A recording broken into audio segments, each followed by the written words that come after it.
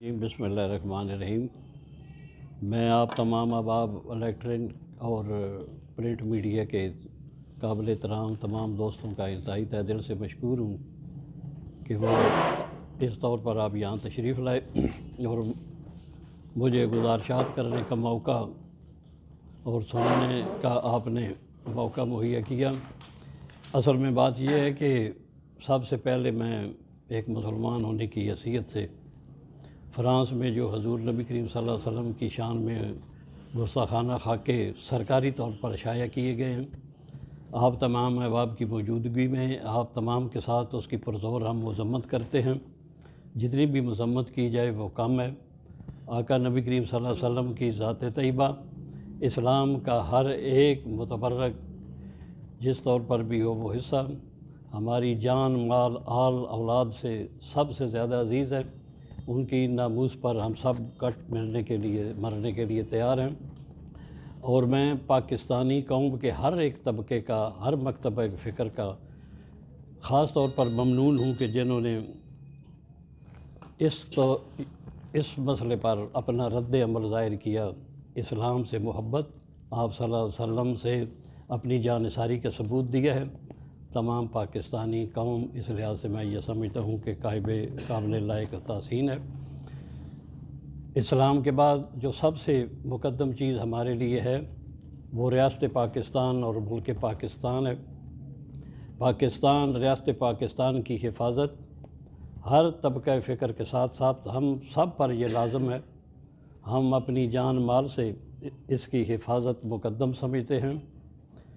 ہم سب کی تمام اللہ کی دی ہوئی نعمتیں اگر ہمارے مقدر ہیں تو یہ پاکستان کی وجہ سے ہیں، ریاست پاکستان کی وجہ سے ہیں، پاکستان کی عزت کی وجہ سے ہیں اور ریاست پاکستان کی عزت کی وجہ سے ہیں۔ آج جو حالات اس خداداد مملکت پاکستان کے ارد گرد ہیں، آپ دیکھیں کہ انڈیا چائنا کے لداخ پہ، تبت پہ، ہماچل پردیش پہ، انڈیا کے اور نیپال کے جتنے بھی معاملات ہیں، اس کے ساتھ ساتھ مشرق وسطیٰ کے معاملات ہیں، اسرائیل فلسطین کا معاملہ، اسرائیل اردن کا معاملہ، اور ساتھ ہی سعودی عرب اور یمن میں ایک شورش ہے، اس کے آگے ترکی کا اور یونان کی سخت جو آپس میں ٹینشن چل رہی ہے، آرمینیا آذربائیجان کی جنگ ہے، کازاخستان میں اندرونی خلفشار بہت زیادہ ہے، اور اس کے ساتھ ہی چائنا کی جتنے بھی معاملات امریکہ کے ساتھ ہیں، وہ چاہے ہانگ کانگ کے متعلقہ ہوں، چاہے دیگر اس سمندر کے معاملات ہوں، انتہائی سخت کشیدہ ہیں۔ افغانستان، شام، مصر، لیبیا، افغانستان میں حالات بدستور خراب ہیں۔ پاکستان کے اس وقت ارد گرد چاروں اطراف میں انتہائی شورش ہے اور آگ بھڑکی ہوئی ہے، اور اس کے ساتھ پاکستان میں اندرونی خلفشار جو ہیں، یعنی کہ ہمیں اندرونی اور بیرونی تھریٹس کی اس وقت بہت زیادہ بہتاب ہے، اور اس وقت ہمیں پوری ملت کو یکجا ہو کر، اکٹھے ہو کر ان مسائل سے نبردآزما ہونے کی ضرورت ہے۔ میں یہ سمجھتا ہوں کہ اس وقت اگر کوئی فعل، کوئی قول ہماری ریاست کو کمزور کرنے کے متعلق ہو،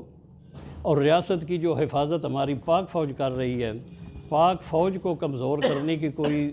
کسی طور پر بھی کوئی ایسی جسارت ہو، تو وہ نہ ملت کے لیے اچھی ہے، نہ قوم کے لیے اچھی ہے، نہ ریاست کے لیے اچھی ہے، نہ ملک کے لیے اچھی ہے، اور نہ ہی کسی طور پر بہتر طور پر اسلام کی خدمت ہو سکتی ہے۔ میں یہ سمجھتا ہوں کہ ہمارے تمام سیاسی قائدین کو یہ چاہیے کہ اس وقت یکجا ہو کر جو ملت کے مسائل ہیں، جو ریاست کے مسائل ہیں، ریاست کو عزت دینے کے مسائل ہیں، غریب آدمی کے لیے مہنگائی، بے روزگاری کے متعلق جو مسائل ہیں، ان کی طرف آئیں، مل تو بیٹھ کر باہمی مشترکہ طور پر مشاورت کر کے اگر قانون سازی کی بھی ہو تو اس ملک اور قوم سے پیار کریں، عوام سے محبت کریں، عوام کی خواہشات کو سمجھیں، ان کے دکھوں کو سمجھیں۔ اگر کوئی قانون سازی کی ضرورت ہو، چاہے وہ دہشت گردی کے متعلق ہوں، چاہے وہ احتساب کے متعلق ہوں، چاہے وہ الیکشن کمیشن کے متعلق ہوں، منصفانہ الیکشن کے متعلق ہوں، یہ سب بیٹھیں اور ان کے پاس چانس ہے کہ یہ قانون سازی درست کر لیں اور اس کے مطابق آگے بڑھیں۔ اگر کوئی کسی طور پر بیٹھ کر ہماری پاک فوج کو، ہمارے پاک فوج کے ایک سپاہی سے لے کر سپہ سالار تک اگر اس کو بدنام کر کے فوج کو اور عوام کو آمنے سامنے لانا چاہتا ہے یا فوج اور عوام میں بددلی پھیلانا چاہتا ہے تو یہ ملک اور قوم کی خدمت نہیں ہے۔ میں یہ سمجھتا ہوں کہ ہمیں تمام لیڈران سے یہ گزارش کرنی چاہیے کہ وہ راست پہ آئیں، پیار محبت کا، اور مل جل کر ان مسائل سے نکلنے کے لیے حل تلاش کریں۔ سچی بات یہ ہے کہ فوج چاہے جتنی بھی اپنے کام میں ماہر ہو، جتنا بھی ان میں شوق جذبہ شہادت ہو، اگر عوام ان کے ساتھ نہیں ہوگی تو وہ درست طور پر محاذ پر اپنی جان دینے کے لیے تیار نہیں ہوں گے۔ اگر آج ہمارا فوجی جوان سے لے کر سپہ سالار تک جان دینے کے لیے بارڈر پر تیار کھڑا ہے تو اس بنیاد پر کہ ان کی عوام کی، پاکستان کی تمام عوام کی مکمل حمایت حاصل ہے، اور اس حمایت میں محبت ہے، نفرت نہیں ہے۔ یہ محبت بدستور رہنی چاہیے، یہ عشق بدستور رہنا چاہیے، اور اسی اور عشق محبت کی بنیاد پر ہمارا جوان بارڈر پر کھڑا ہماری حفاظت کرتے ہوئے جان کا نذرانہ دینے میں کبھی بھی وہ کسی طور پر بھی جھجکے گا نہیں۔ ہمیں اس طور پر سوچتے سمجھتے ہوئے ایک مطلب مکمل ہم آہنگی کے ساتھ پاک فوج کے ساتھ شانہ بشانہ کھڑا ہونے چاہیے، ان کی عزت تکریم محبت میں اضافہ کرنا چاہیے، ملک کی حفاظت کرنی چاہیے۔ جہاں کہیں وہ جس شعبہ میں بھی ہے، جس جگہ بھی کھڑا ہے، اسے چاہیے کہ اپنا پیار محبت ایک غریب عوام سے لے کر ریاست کے ساتھ، ملک کے ساتھ، اسلام کے ساتھ، یکجہتی کے ساتھ ادا کرے، تاکہ ہم ان حالات میں جو کہ مشکل ترین اس وقت پاکستان کے لیے، ریاست پاکستان کے لیے ہے، ہم درست طور پر اسے نبرد و آزما ہو سکیں۔ بہت مہربانی۔ میں یہ سمجھتا ہوں کہ ایاز صادق صاحب کے جو بیانیہ اس سے ریاست کو فائدہ نہیں ہوا، ریاست کمزور ہوئی ہے۔ ریاست کے جو ایک مضبوط کرنے کے جو پلر ہیں ان میں دراڑ پڑی ہے۔ جب بھی کوئی فیصلہ ہوتا ہے تو وہ لوگ جو فیصلہ سازی میں شامل ہوتے ہیں، فیصلہ کرنے میں ہر اینگل سے دیکھا جاتا ہے۔ اگر آپ نے کوئی چھوٹا کام کرنا ہو یا بڑا کام کرنا ہو، ایون آپ نے ایک دکان کھولنی ہو تو آپ سب دیکھیں گے کہ دکان کس محلے میں کھولی جائے، کون سی چیز کا کاروبار کیا جائے، وہاں پہلے کون سا کاروبار ہے، کمی کیا ہے، پیشی کیا ہے، کس طرح اچھا چلے گا۔ تو جب ایک پالیسی ڈیسیجن اسٹیٹ فیصلہ لیتی ہے تو سب اینگل کو دیکھ کر پھر فیصلہ کیا جاتا ہے اور آگے بڑھ جاتا ہے۔ تو یہ اسٹیٹ جن لوگوں کے سامنے یہ ڈسکس کیا جاتا ہے، یہی اسٹیٹ سیکرٹ ہیں، اور ان کو کبھی بھی جو ہے وہ راز افشا نہیں کرنا چاہیے۔ یہ اسٹیٹ کی خدمت نہیں ہے، ایسے رازوں کو افشا کرنے سے ملکوں اور قوم کی اور ریاست کی خدمت نہیں ہوتی، بلکہ ان کو جو ہے وہ پنہان کرنے میں وہ جو ہے نا وہ جتنے بھی راز ہیں ان کو راز رہنے دینا چاہیے، ان کو افشا کرنے سے ریاست کی خدمت نہیں ہوتی۔ سر، جو مسلم لیگ نون جو بیانیہ لے کے چل رہی ہے، جس طرح میاں نواز شریف صاحب اپنی تقریروں میں فوج کے جنرلوں کا نام لے کے تنقید کر رہے ہیں، اس سے ظاہر کہ ریاست کے لوگوں کو جو آپ نہیں سمجھ رہے کہ ان کی حوصلہ شکنی ہو رہی ہے، یا ان کے بیانیے کو لوگوں کو کنڈیم کرنا چاہیے، یا اس کی میں یہ سمجھتا ہوں کہ اگر کوئی یہ سمجھتا ہے کہ ان چیزوں کا کوئی کسی چیز سے کسی کو قابل اعتراض کوئی چیز ہو تو اس کے لیے مؤثر قانون سازی میں آنا چاہیے۔ اس کے اگر کوئی قانون میں کمی ہے، کوئی اس میں ایک چیز رہ گئی ہے تو اسے مکمل کرنا چاہیے۔ اگر اس طور پر میں یا مسلم لیگ کا ادنا کوئی ورکر یا مجھ جیسا ادنا ورکر یا کوئی لیڈر اگر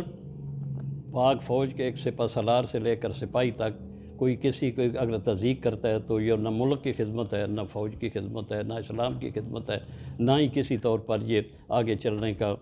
ملک کو آگے لے کر چلنے کا درست طریقہ ہے۔ آج اگر آپ کی ریڑھ کی ہڈی ہے، گیم چینجر ہے تو سی پیک ہے۔ سی پیک کی وجہ سے دنیا اور آپ کے جو ہے نا وہ ایٹمی صلاحیت کی وجہ سے دنیا آپ کے مخالف ہے. مسلمان ہونے کی حیثیت سے ہمیں اچھا نہیں جانا جاتا. اگر ہم نے ان معاملات سے آگے نکلنا ہے تو پاک فوج اور عوام کو ایک پیج پر ہونا چاہیے, اور ان کو اکٹھے صرف ایک پیج پر نہیں ہونا چاہیے, با محبت اور عشق کا رابطہ قائم ہونا چاہیے. اگر اس میں کوئی چیز کمی ہے تو آج بھی تمام ممبران اسمبلی کے, سینٹ کے بیٹھے مؤثر قانون سازی کر لیں اپنی. آگے سے اگر انہوں نے کوئی بہتر کرنا ہے تو پھر قانون سازی کریں. پارلیمنٹ بہترین جو ہے نا وہ جگہ ہے, وہ ہاں اپنا اپنا مدعا بیان کریں, اور اپنا جو اگر کوئی بہام ہے یا کوئی لکونہ ہے تو وہ درست کریں وہاں بیٹھ کر. اگر پبلک میں میری اپنی ذاتی رائے یہ ہے مسلم لیگ کے ورکر ہونے کی حیثیت سے کہ اگر ہم اپنے ایک سپاہی سے لے کر جرنیل تک اس طور پر الزام لگانے لگیں تو ہمیں ریاست کی جو ہے نا وہ خدمت نہیں کر رہے, بلکہ وہ لوگ جو کہ ریاست کی مخالف ہیں, ملک پاکستان کے مخالف ہیں, آپ کے اور میرے مخالف ہیں, اسلام کے مخالف ہیں, ان کو جو ہے نظریہ اس کو تقویت ملتی ہے. آپ نواز شریف کے